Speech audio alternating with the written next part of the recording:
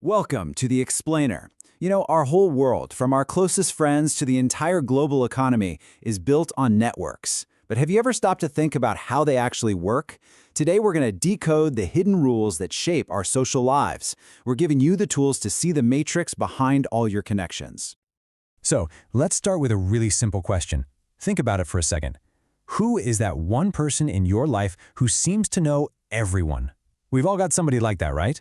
Well, today, we're going to give you the tools to map out exactly why that person is so central to your social world.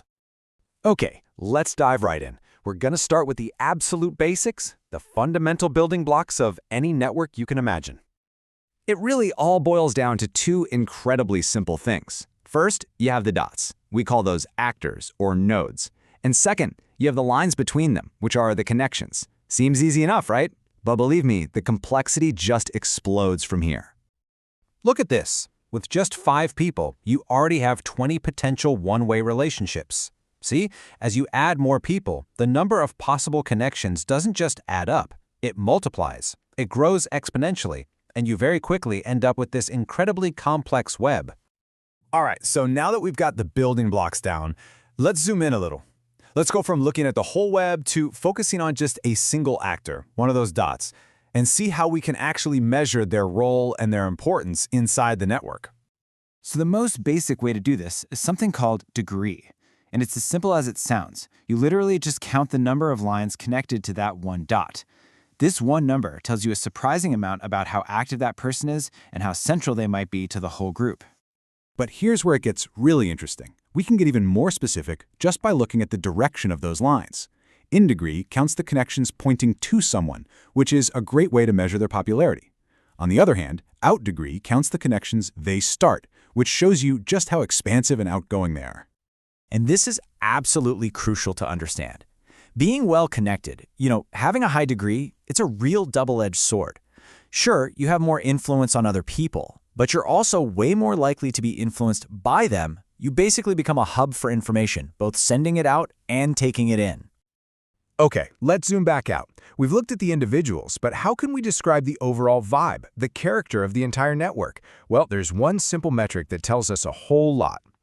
It's called density, and you can just think of it like a percentage. It answers a simple question. Out of all the connections that could possibly exist in this group, how many of them actually do? It's a really powerful way to measure how tightly knit or, cohesive a group really is.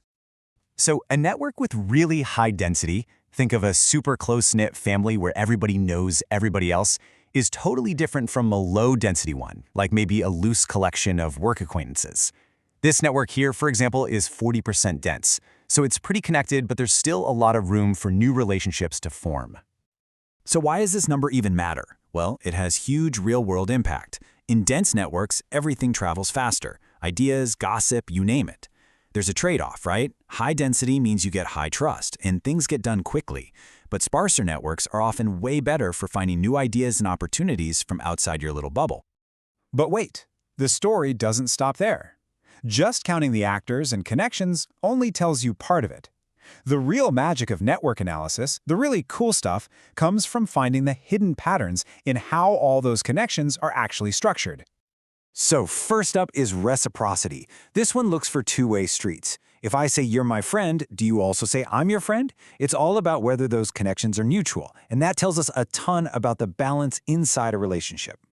So when you see a network that has a lot of reciprocity, it's often a sign of a more level playing field. It usually means there's not much of a hierarchy, and the power dynamics are a lot more balanced. It's a group of equals. Next, we have this incredibly powerful idea called transitivity. Now, this one sounds a little academic, but I promise you, you already know it intuitively. It's just the idea that a friend of your friend is pretty likely to be your friend too. It's all about these little 3-person groups, or triad. Here's exactly how it works. You've got a chain. Actor A knows B, and B knows C. The big question is, does A also know C? If the answer is yes, that little triangle of friends closes up, and we call that relationship transitive. And when the answer to that question is yes again and again all across a network, you start to see a very specific kind of structure emerge. The whole network gets kind of clumpy. It forms these dense little neighborhoods or cliques where basically everybody knows everybody else. Okay, Last big idea. Let's talk about distance. How in the world do we measure the separation between any two people in a network, especially if they've never even met? It's not quite as simple as you might think. First, we got to nail down a key difference here. A walk is any old journey through the network. You can go back and forth, repeat steps, whatever. But a path is much stricter. A path is a journey where you never cross your own tracks. You don't visit the same person or the same connection twice. Okay, so with that idea of a path in our heads, we can define something called geodesic distance. Now, it's a fancy term, I know, but it means something really simple. What's the absolute shortest path, the fewest number of steps it takes to get from one person to another? So, let's say the shortest path from actor A to actor C is by going through actor B. That's 2 steps, 2 hops. So their geodesic distance is simply 2. Easy as that.